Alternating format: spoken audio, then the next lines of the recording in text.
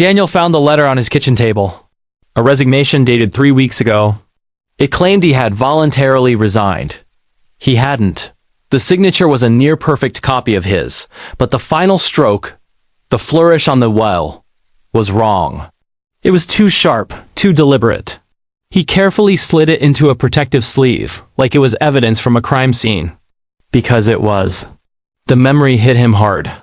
Standing at the office turnstile just last week, his badge beeped red.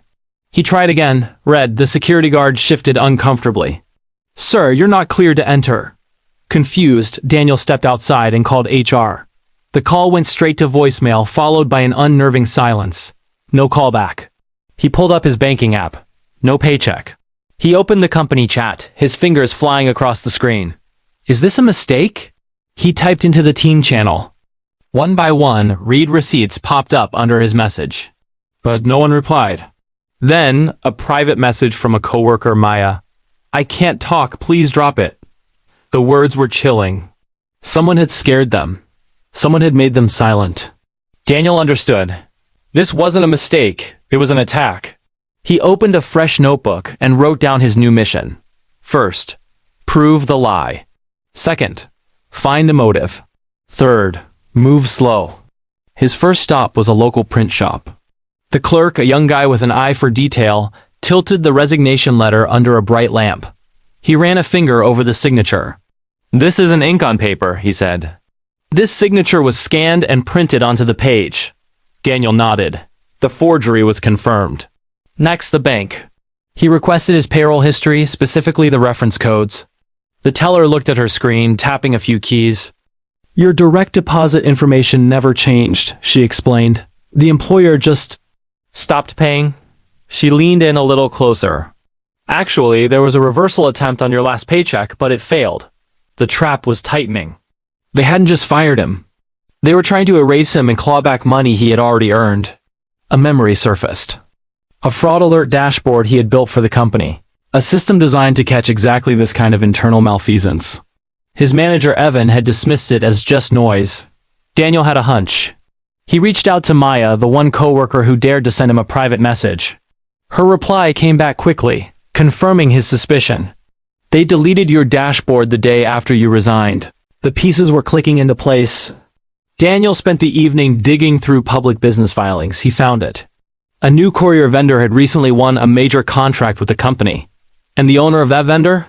He had a clear business connection to Evan, his old manager. The motive was greed. Evan had gotten rid of him to push through a shady deal, likely getting a kickback. The fraud dashboard would have flagged it immediately. Armed with evidence, Daniel composed a calm, formal email to the company's board of directors.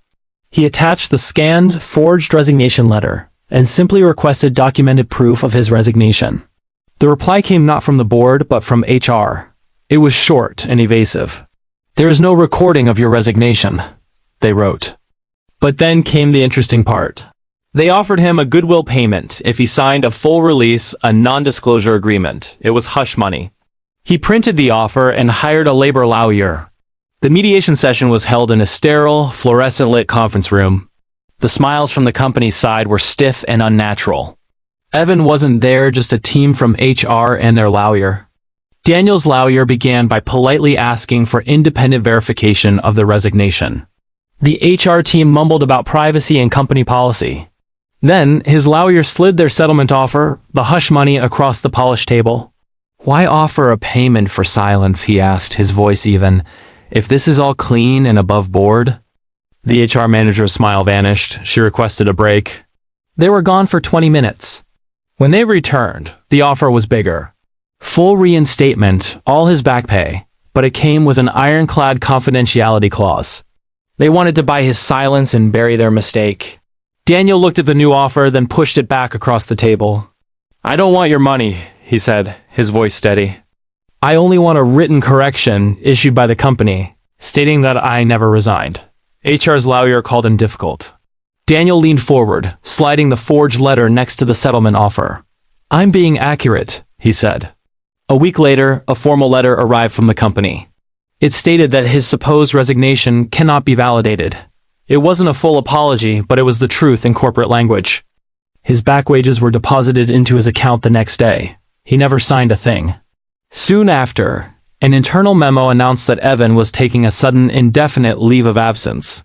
Daniel thought it was over. He had won. Then Maya called, her voice shaking. "They're trying to find a scapegoat," she whispered. "They're talking about a security breach, blaming junior staff for a system hack. They need someone to take the fall for the forgery." The victory turned sour.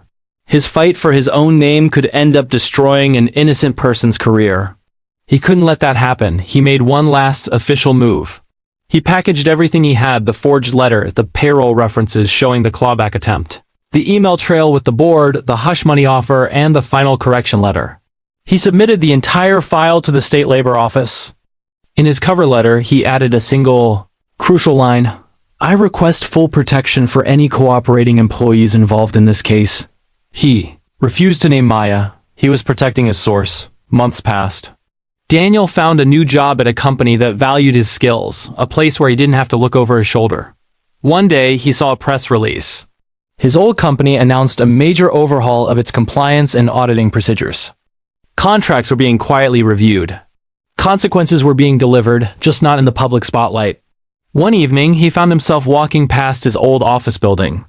People were streaming out of the front doors, their faces tired but normal, heading home for the day. He thought about the price of silence, how easy it would have been to just take the money and walk away. He could have been thousands of dollars richer, but his name would have been a lie. He turned and walked away from the building, not looking back. Revenge isn't always about fire and shouting. Sometimes the most powerful revenge is a stack of paperwork that simply refuses to burn. Have you ever been framed or unfairly blamed at work? Let me know in the comments. And here's a question for you. Would you take the hush money, or would you fight for the truth? Thanks for watching.